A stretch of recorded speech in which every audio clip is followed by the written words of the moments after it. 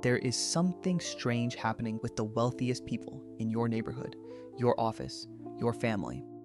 They are not the ones you think they are. The person with the leased car and the designer watch is probably living paycheck to paycheck. But the person wearing the same jacket from 3 years ago, driving the same car they bought used, quietly checking their brokerage account once a quarter and smiling, that person is building something enormous, and nobody around them has any idea. Today, I am going to walk you through 15 smart moves that let you build real wealth while staying completely invisible. These are not theories.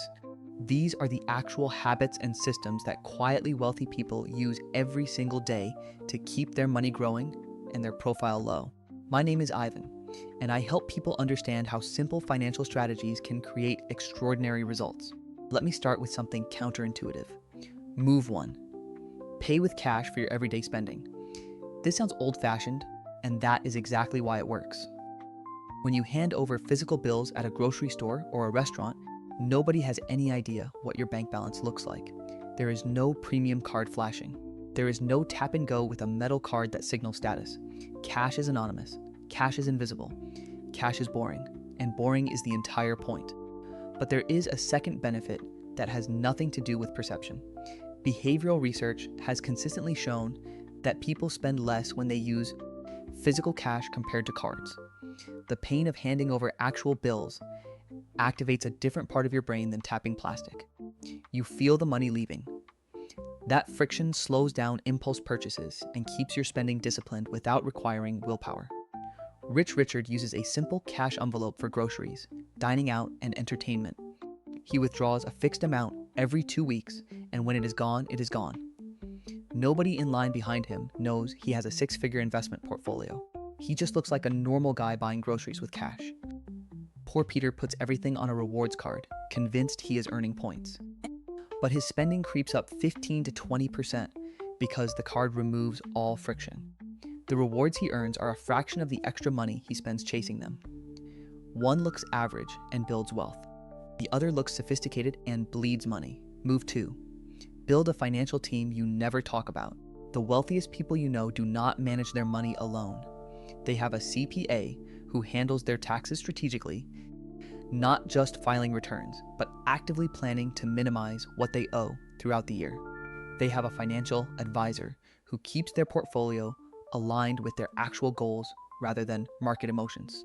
They have an estate planner who makes sure their assets transfer efficiently when the time comes. This team works behind the scenes. Nobody at dinner ever hears about them. The quiet part is important. When you mention your accountant found you an extra $4,000 in deductions, you have just told everyone you earn enough to need serious tax planning. When you mention your estate planner, you have told them you have assets worth protecting across generations. When you casually reference your financial advisor, people start mentally calculating your portfolio size. Keep your team invisible. Their work compounds in the background. The difference between doing your own taxes with free software and having a strategic CPA can easily be $5,000 to $15,000 a year in savings depending on your income and situation. Over a decade, that gap funds an entire investment account nobody knows exists. Rich Richard found his CPA through a referral from a colleague. He pays us about $2,000 a year for strategic tax preparation and planning. Last year, his CPA identified a retirement account contribution strategy that saved him over $6,000 in federal taxes alone. That savings went straight into his brokerage account. Nobody at work knows he has a tax strategist. Nobody at home hears about the quarterly calls. The relationship is completely invisible, and the financial impact is enormous. Poor Peter uses free tax software every year and is proud of saving that $2,000 fee. He has no idea he is leaving 5 to 10 times that amount on the table in missed deductions and suboptimal contribution timing. Move 3. Own the boring insurance nobody brags about. Here is a conversation you will never hear at a party. Hey, I just got an umbrella insurance policy.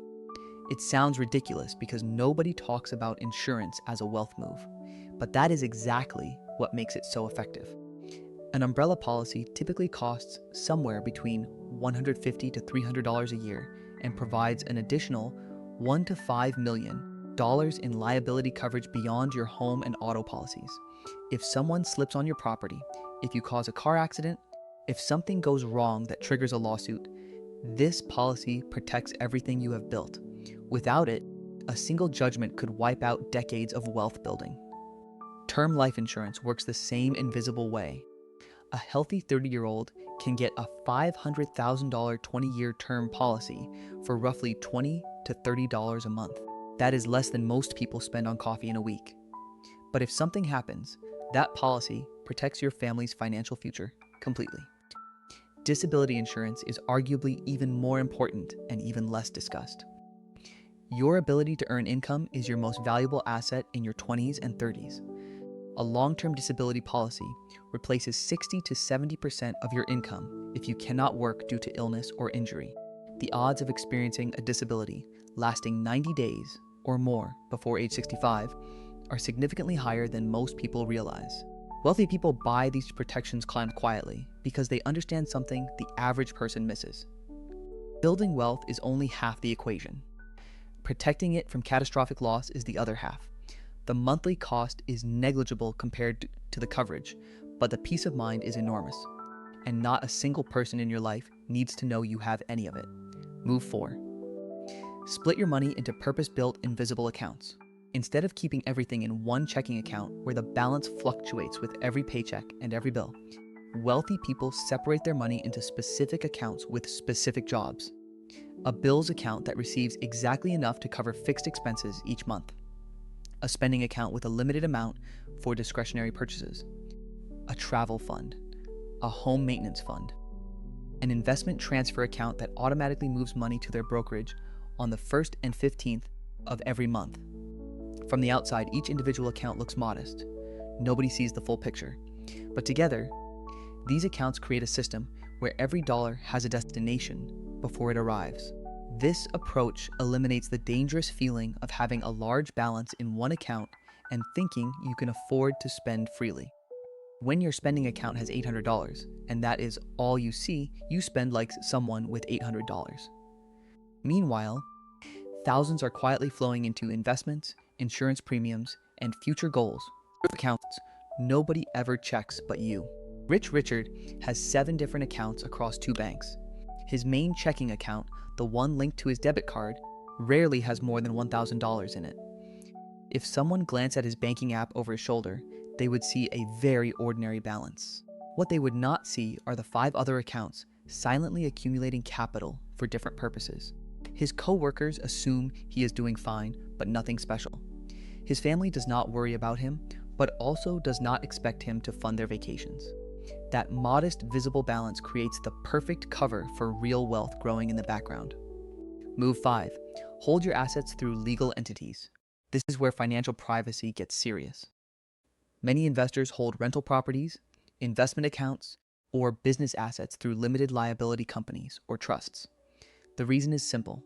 When you own a rental property through an LLC called Oak Street Holdings or Maple Creek Properties, public records show the company as the owner, not your name. Tenants, contractors, neighbors, even family members cannot easily connect those assets to you personally. This creates a genuine layer of privacy between your identity and your wealth. It also provides liability protection. If something goes wrong with one property or one business venture, the legal entity shields your personal assets from being dragged into the dispute. Setting up a basic LLC costs a few $100s in most states. A revocable trust through an estate attorney might run $1,000 to $2,000. These are small costs for enormous privacy and protection benefits. The quietly wealthy use these structures not because they are hiding anything illegal. They use them because fewer people knowing what you own means fewer people forming opinions about what you should do with it. Fewer awkward conversations, fewer loan requests, fewer assumptions about your lifestyle. Move 6. Master the art of selective transparency. This is one of the smartest social moves you can make with money. You do not have to be completely silent about finances. In fact, being totally silent can actually draw more attention and curiosity. Instead, you control the conversation by choosing exactly what to share and what to protect. You can openly discuss budgeting techniques. You can share money-saving tips. You can talk about investment philosophy in general terms. Index funds are great for long-term growth. Real estate can be a solid wealth builder. Keeping expenses low matters more than earning more, but you never share actual numbers. Never your salary. Never your account balances. Never your net worth. This selective sharing satisfies people's curiosity just enough that they stop digging. You become the friend who is into personal finance without anyone having any idea how much you actually have. The psychology behind this is fascinating. When you are willing to talk about money concepts openly, people assume you cannot have that much, because the truly wealthy, they believe, would never discuss this at all. That assumption works entirely in your favor. You are hiding in plain sight. The person who casually recommends a budgeting app at a dinner party does not get interrogated about their net worth. The person who refuses to talk about money at all gets everyone wondering what they are hiding. Selective transparency is the smarter play because it removes curiosity without revealing anything that matters. You become the approachable friend who happens to know a lot about personal finance. Nobody suspects that the person cheerfully recommending a simple budgeting framework is sitting on a portfolio that would change the entire dynamic of the conversation if they ever mentioned the actual numbers. Move 7. Run a Ruthless subscription audit every single quarter. Take out your phone right now and look at your bank statement from last month. Count every recurring charge. Streaming services, cloud storage, meal kit deliveries, fitness apps, premium music, news subscriptions, software tools, delivery memberships. The average American household spends somewhere between $200 and $300 a month on subscriptions, and research suggests that most people underestimate their subscription spending by as much as $200 per month. That means many people are paying close to $500 a month on recurring charges they barely notice. Every quarter, sit down for 15 minutes and cancel anything you have not used in the last 30 days. If you have not opened that fitness app since January, cancel it. If you are paying for 3 streaming services but only watching one, cut the other 2. This is not about deprivation. It is about redirecting money from things you ignore to things that compound. $300 a month redirected into an index fund for 20 years at an average 8% return grows to approximately $176,000. Nobody sees you cancel a streaming service. Nobody notices you downgraded your cloud storage plan. But the money that redirects into your investments notices everything. Move 8. Use credit cards as silent cashback machines, not lifestyle signals. There is a difference between using credit cards strategically and using them to signal status. Poor Peter carries a premium metal card with a $495 annual fee because he likes how it looks at dinner. He earns points he rarely redeems and pays interest on balances he carries month to month. Rich Richard uses a simple 2% cashback card with no annual fee. He pays the balance in full every single month without exception. He earns roughly $600 to $1,000 a year in cashback on spending he would do anyway. That cashback gets deposited directly into his brokerage account, where it compounds alongside everything else. Over 10 years, that quiet cashback habit alone generates several $1,000s in investment value. Nobody at the restaurant sees the difference between the 2 cards. But one card is costing its owner money, while the other card is silently building wealth in the background. The key is treating credit cards as a discount tool, not a purchasing tool. If you would not buy it with cash, you do not buy it with a card, period. Move 9. Never co-sign anything for anyone. This is a boundary that protects both your wealth and your relationships. When someone asks you to co-sign a loan, a lease, or a credit application, they are asking you to guarantee their debt with your financial reputation. If they stop paying, you pay. If they default, your credit score takes the hit, and the relationship almost always suffers regardless of the outcome. The quietly wealthy understand that co-signing is one of the fastest ways to make your financial situation visible and vulnerable at the same time. It ties your credit history to someone else's behavior. It creates financial entanglement that can take years to unwind.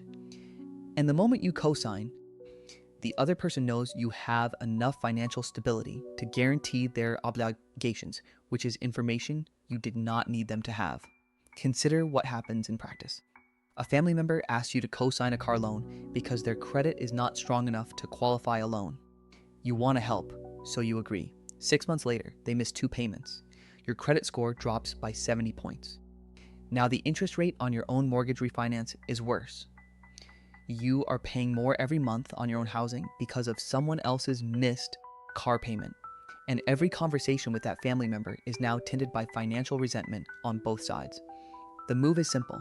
When asked, say you have a personal policy against co-signing for anyone, including family. Frame it as a rule, not a judgment. You are not saying you do not trust them. You are saying you do not co-sign as a principle. This protects your wealth, your credit, and your privacy simultaneously. And it prevents the kind of financial exposure that makes invisible wealth suddenly very visible. Move 10. Build your credit score silently and strategically. Your credit score is one of the most valuable financial assets you own, and nobody can see it. A score above 760 unlocks the lowest interest rates on mortgages, auto loans, and any other borrowing you might need. The difference between a 760 score and a 680 score on a 30-year mortgage can easily be $50,000 to $100,000 in total interest paid over the life of the loan. Building this score requires no visibility at all. Pay every bill on time every single month. Keep your credit utilization below 30%, ideally below 10. Keep your oldest accounts open even if you do not use them regularly. Avoid opening too many new accounts in a short period. These habits are invisible. Nobody knows your utilization ratio. Nobody sees your payment history. But over time, these silent behaviors create a financial asset that saves you enormous amounts of money on every major purchase for the rest of your life. Rich Richard has an 812 credit score and has never once mentioned it to anyone. He just quietly gets the best rates available whenever he needs financing. That savings compounds into his net worth year after year without a single conversation about it. If you are finding value in this breakdown, take a second to subscribe and give this video a thumbs up. It helps more people find this kind of content, and I really appreciate the support. Now let us keep going. Move 11. Stop announcing your plans before you execute them. This is a behavioral discipline that most people completely ignore. Before buying a house, they tell everyone they are house hunting. Before starting a side business, they post about it on social media. Before making an investment, they discuss it at dinner parties to get opinions. Before negotiating a raise, they broadcast their frustration about being underpaid. Every announcement before execution creates 2 problems. First, it invites opinions, objections, and unsolicited advice that can derail your decision-making. Your cousin who has never invested in anything suddenly has strong opinions about your real estate purchase. Your coworker who lives paycheck to paycheck wants to explain why your side business idea will fail. Second, it makes your financial moves visible to people who will watch, judge, and track your progress from that point forward. If you announced you were starting a business and then it takes 2 years to become profitable, you spend those 2 years fielding questions from people who are secretly hoping it fails. Rich Richard decided to buy an investment property last year. He told nobody. He researched neighborhoods for 3 months. He got pre-approved quietly. He made an offer, closed the deal, and had a tenant in the unit before anyone in his life even knew he was considering real estate. By the time a family member noticed a different address on some mail, the property was already cash flowing. There were no opinions to navigate. There was no pressure to perform. There was just a quiet decision that compounded from day one. Poor Peter announced on social media that he was thinking about getting into real estate investing. He got flooded with messages. Some encouraging, some discouraging, some from people trying to sell him courses. He spent so much time responding to everyone that he never actually made an offer. 6 months later, the market had moved, his enthusiasm had faded, and the announcement became an embarrassment he never followed through on. Execute first. Explain later. Or better yet, do not explain at all. Move 12. Keep a separate opportunity fund that nobody knows about. This is different from an emergency fund. An emergency fund covers disasters, job loss, medical bills, car repairs. An opportunity fund covers chances, a stock market correction that creates buying opportunities, a piece of real estate that comes up at a below market price, a business investment that requires quick capital. Rich Richard keeps about 3 to 6 months of income in a separate high-yield savings account specifically for opportunities. When the market dropped significantly during the most recent correction, He quietly deployed capital while everyone else was panicking. He bought into index funds at a discount and did not tell a single person. That deployment has already grown substantially because he had the capital ready and the discipline to act without announcing it. Poor Peter had no opportunity fund. When the same dip happened, he had nothing to deploy. Worse, he told everyone he wished he had money to invest during the correction, effectively broadcasting that he had no financial reserves. One person acted invisibly and profited. The other person talked about what they could not do and revealed their financial weakness to everyone around them. Move 13. Practice financial composure during windfalls.